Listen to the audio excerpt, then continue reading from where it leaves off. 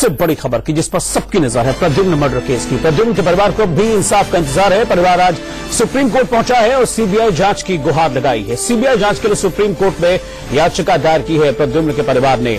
उन्होंने आरोप लगाया है कि हत्या सोची समझी साजिश है और सिर्फ कंडक्टर ही इस हत्या में शामिल नहीं है बल्कि और भी है कोई जो इस हत्या में शामिल है, और वो तभी साफ हो सकता है जब सीबीआई इस मामले की जांच करे। और इसीलिए सीबीआई जांच की मांग करते हुए सुप्रीम कोर्ट में आज याचिका दायर की गई। इस वक्त की बड़ी खबर आपको बता रहे हैं। आशीष सिन्हा इस वक्त हमारे साथ जुड़ रहे हैं। आशीष, सीबीआई जांच की मांग की है परिवार ने और सुप्रीम कोर्ट में याचिका दायर की है।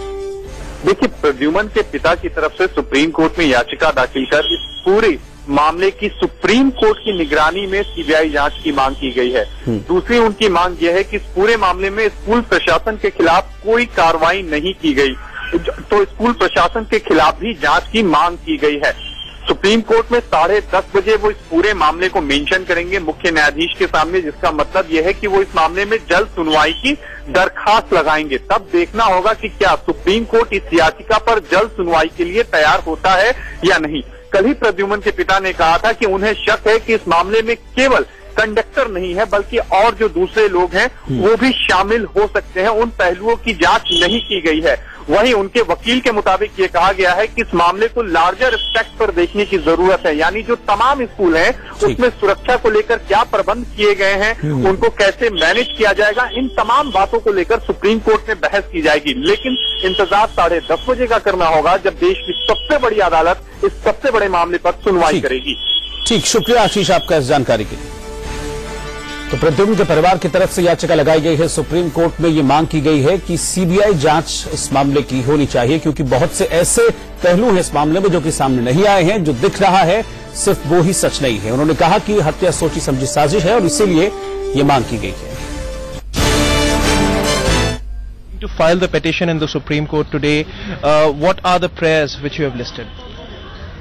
See, there is a SIT report yesterday. This SIT report says that there were derelictions and deficiencies prima facie apparent on the record, and this is not I am.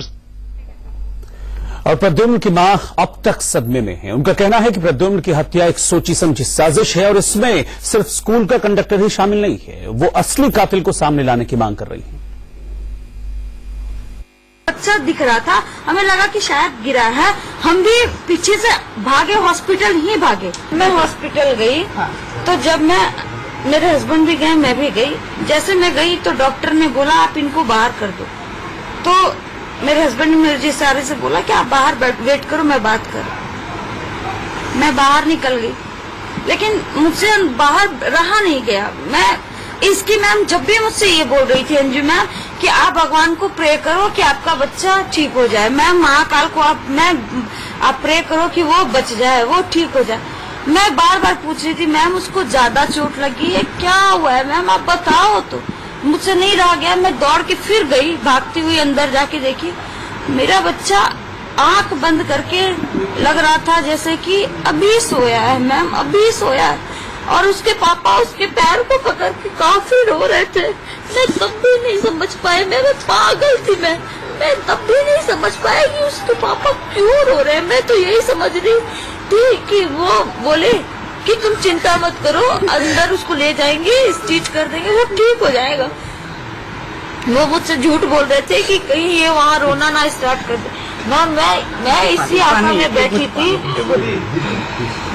मैं बाहर बैठ के मैं मन्नत कर रही थी कि अगर मेरा बेटा ठीक हो जाएगा मैं उन्हें इस भगवान के पास ले जाऊंगी, उस भगवान के पास ले जाऊंगी, बस मेरा बच्चा ठीक हो जाए। मेरे को कुछ नहीं चाहिए मैम, मेरा बच्चा बस ठीक हो जाए।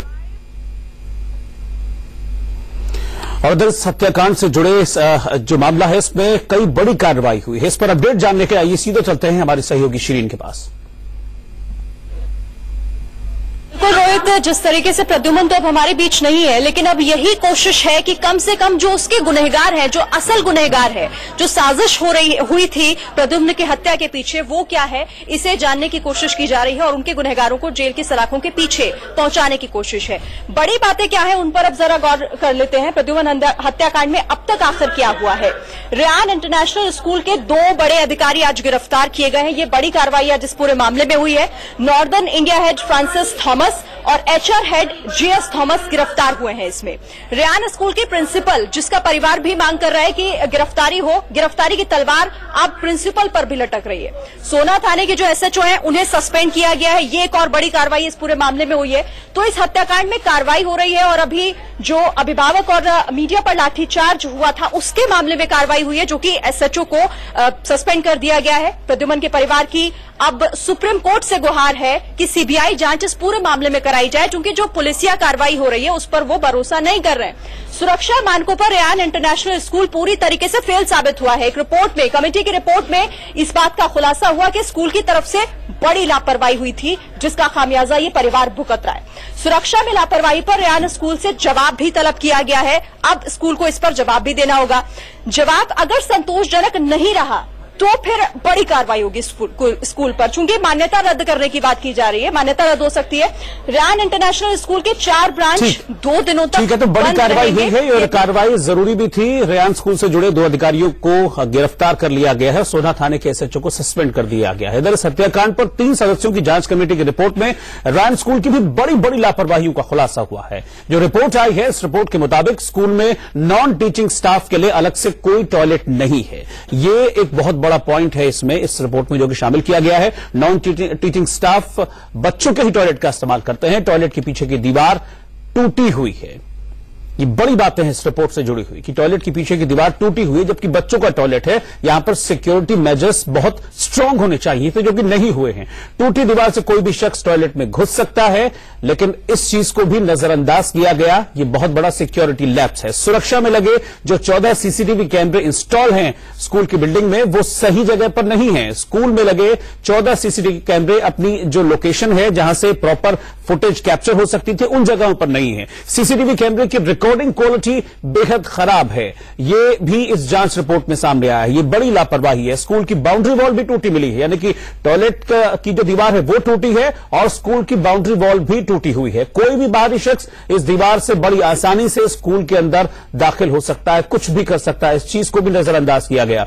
स्कूल के कई स्टाफ का पुलिस वेरिफिकेशन नहीं है, जबकि बार बार यह कहा जाता है कि जो स्कूल का स्टाफ है, कम से कम सपोर्टिंग स्टाफ, उनका वेरिफिकेशन होना चाहिए। फायर इक्विपमेंट जो हैं वो एक्सपायरी डेट के पाए गए हैं। तो बहुत बड़ी लापरवाही यहां पर सामने आई है और इसीलिए मांग हो रही है कि इतनी लापरवाही जब की गई स्कूल की तरफ से, तो क्यों ना स्कूल की मान्यता को रद्द किया जाए। छोटे से